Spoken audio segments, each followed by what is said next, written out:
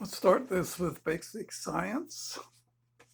I'm an engineer. I don't talk about medicine. I'll talk about prevention, but not recovery. And certainly it all came from Jacob Rafelson, who called the minus lens poison. And in engineering science, that's what it is, because the eye controls its refractive state to its average of accommodation. You put a minus lens on a perfectly normal eye, and you'll wind up with a myopic eye in about 6 months. And then we ignore what the child is doing. The child will start at 20 inches minus 2, but they wind up here. And this was Jacob Rafelson's observation. So if you don't stop a child from doing that, it's more certain the child will become severely 5, 6, 7 diopters myopic. But it starts after maybe age 5, 6, 7, when it gets down to minus 1 diopter from doing that. And the optometrist will say, no one knows what causes nearsightedness. No one knows the eye controls itself to its average of accommodation. It's like they live on a different planet. It's definitely not a scientific planet.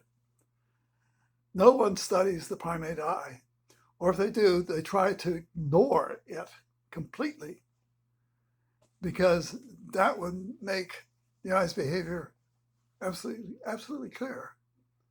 And they won't even talk about it. They're just busy saying,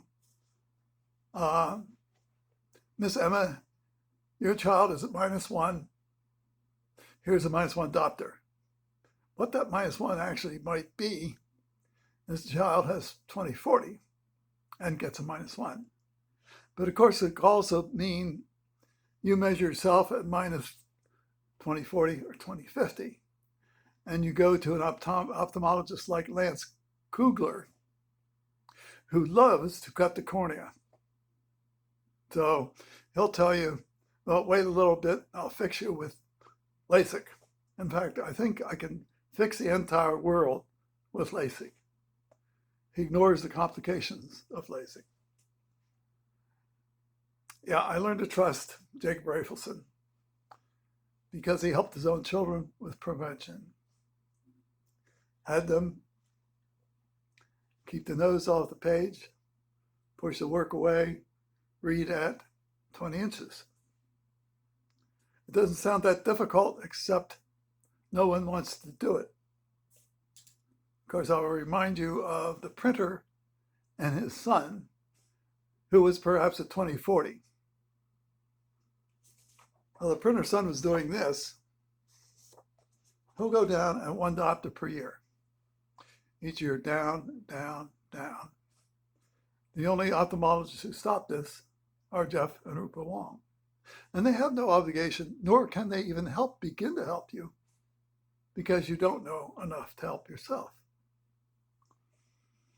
It's tragic. The only person I think could be successful are people who have enough technical motivation to make their own measurements before they get down to 20/40. And then it's long-term plus wearing. Most of you know, well, in 2008, I had cataract surgery. That got me to 20/50. I've been wearing a plus for all close work. It's incredibly easy. Monitoring my Snellen. And after I've gradually got to 20/20, continue wearing the plus. Because I do it because it makes scientific sense. If it doesn't make scientific sense, I would not do it. I don't bother. The only optometrist I would consult with is an optometrist who talked about the minus lens being poison for your eyes when you're 20/40. The strange part is that in some ways, Jake Steiner, if the person hits 90/40, 20/40, he could continue with and use the plus and might actually succeed. And I always define success as passing the DMV, you don't need 2020, but you need to pass the DMV, which is 2060 and 2040. And a number of people might get there. As a matter of fact, that surprised me after Dennis Romich passed the DMV in the state of Maryland. I thought that was wonderful, and it is. And he needed to continue wearing the plus. But he was so happy to pass the DMV, he quit. So that's a type of success.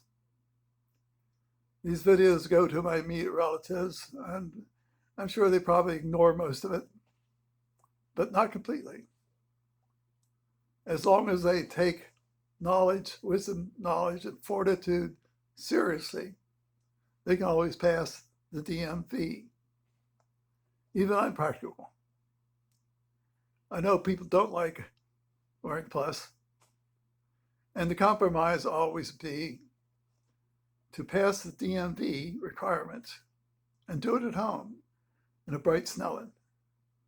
And then you can use a minus. And the problem is if you go for an exam, they'll give you a -2 or -3 and tell you you must wear it 24/7.